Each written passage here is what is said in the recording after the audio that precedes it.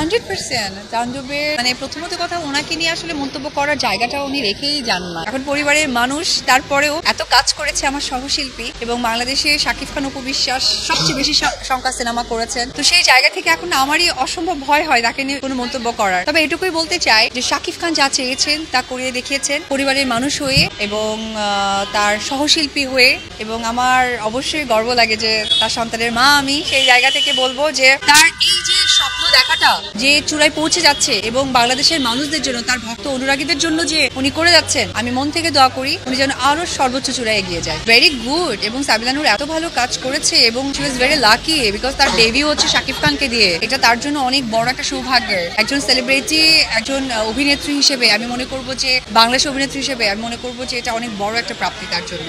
হ্যাঁ, সে এই কথাটা আমি অনেকবার বলেছি, আবারও বলতে চাই, সৌভাগ্যের ব্যাপার শাকিব খানের সাথে এখন কাজ করার। মানে যখন শাকিব খান তার মুখোশ নিয়ে আসে আমার কাছে মনে হচ্ছিল যে আমি আপনাদের একটা প্রোগ্রামে বলেছি যে শাকিবকে নিয়ে আমাকে নিয়ে সিনেমার কথা বলা হচ্ছে, যদিও আমি শাকিব খানের অনেক বেশি সংখ্যার সিনেমার নায়িকা 72টা সিনেমা করে ফেলেছি, তারপরেও আমার সৌভাগ্যের হবে যে কখনো শাকিব খানের সাথে সিনেমা করার সুযোগ। প্রথমেই বলবো আমরা শিল্পী, আজকে আমি একটা প্রোগ্রামে এসেছি, আমার সেম বিজনেস কিন্তু আমারও আছে। তো আমরা আসলে বলতে গেলে শোবিজ অঙ্গনের মানুষ, আমাদেরকে আসলে পেইড আর্টিস্ট হিসেবেই কিন্তু আমরা যাই, এটাই আমাদের প্রফেশন এবং এটাই আমাদের রুটি রুজি। সেই জায়গা থেকে আমি এটুকুই বলতে চাই যে রুটি রুজির জায়গা থেকেই আসলে আমাদেরকে দেখা উচিত। আমি সবকিছুর প্রতি, আইন থেকে শুরু করে গণ্যমান্য ব্যক্তিরা যারা আছেন তারা পরিবারের বাইরে নয়, তাদেরও পরিবার আছে, তারাও প্রফেশনের সাথে যুক্ত আছে। আমরা যারা শোবিজের মানুষ, বিশেষ করে আমি আমার কথাটাই বলবো, আমি অপু বিশ্বাস, আমরা আসলে শোবিজের, আমরা মানুষকে বিনোদন দিই আর এটাই আমাদের রুটি রুজি, এটাই আমাদের জব। সেই জব থেকে আমাদের যে আর্নিংটা আসে ওটাতে আমাদের সন্তান, পরিবার, আমরা সবাইকে দেখি। সো আমাদেরকে শোবিজের জায়গাটাই আপনারা রাখবেন, শোবিজের মানুষ হয়ে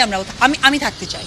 এখন যদি এখানে একটা সরকারি হসপিটাল থাকে আর সেখানে যদি মনে করেন ওই এলাকার মধ্যে একটি মাত্র হসপিটাল, আমি যদি অসুস্থ হই আমাকে চিকিৎসা নিতে যেতে হবে, তার মানে আপনারা আমাকে ব্লেম দিতে পারবেন না যে আপনারা কেন সরকারি হসপিটালে গিয়ে চিকিৎসা নিলেন। তো আমার ব্যাখ্যাটা এটাই থাকবে যে আমরা শিল্পী, আমরা শোবিজের মানুষ, শো অফ করাটাই আমাদের প্রফেশন। আমি এই কথাটাই বলবো যে আপনারা সকলেই অসম্ভব বুদ্ধিমান আর আমাদের বাংলাদেশের আইনের প্রতি আমরা সকলেই শ্রদ্ধাশীল, আর আমরা গর্বের সাথে বলি যে আমরা আসলে বাংলাদেশি বাঙালি, যেটা আমাদের সবচেয়ে গর্বের বিষয়। সেই জায়গা থেকে আবারও নোটেড দ্য পয়েন্ট যে আমরা শিল্পী, আমরা সকলে।